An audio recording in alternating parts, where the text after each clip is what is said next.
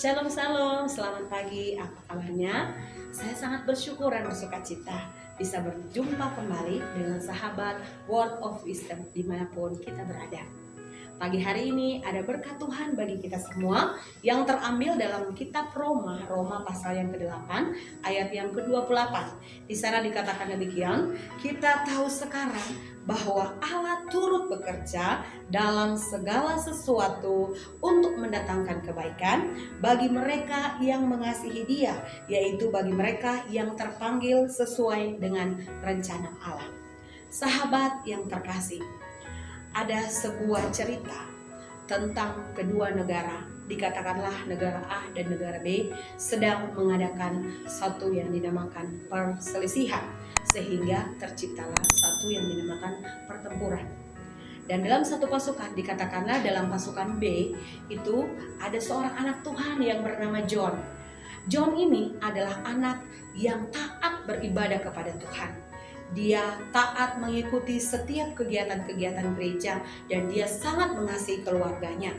Akan tetapi karena tugas dan panggilannya sebagai aparat negara, dia harus memenuhi panggilannya untuk membela negaranya.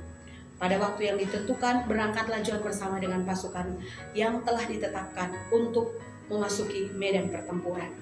Dan di sana terjadi suatu pertempuran yang sangat sengit, sehingga John dan teman-temannya mulai terpisah satu dengan yang lain.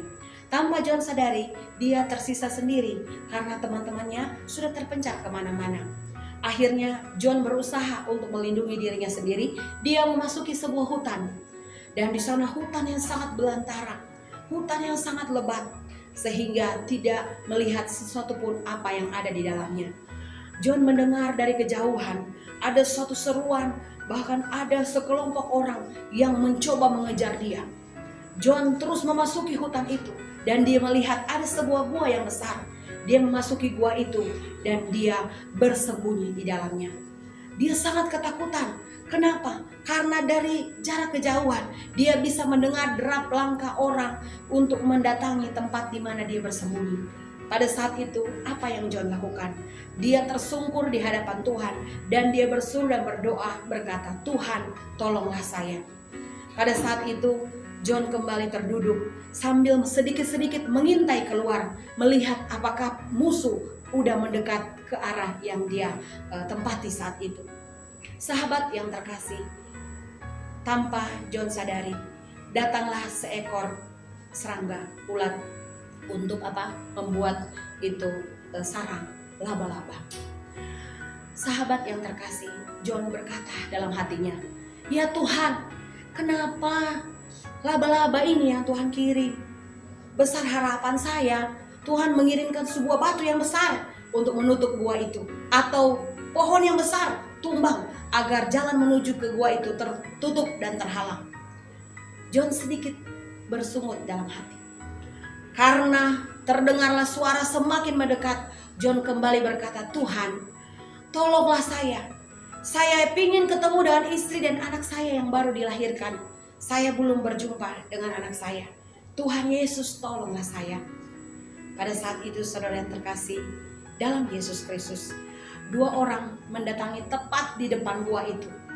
Dan sahabat teman itu berkata, "Ayo kita pergi cari ke tempat yang lain." Temannya berkata, "Kenapa kita tidak memeriksa ke dalam gua itu?" Sahabatnya itu berkata, "Tidak mungkin orang akan memasuki gua yang besar ini. Karena apa? Ada sarang laba-laba besar menutupi pintu gua.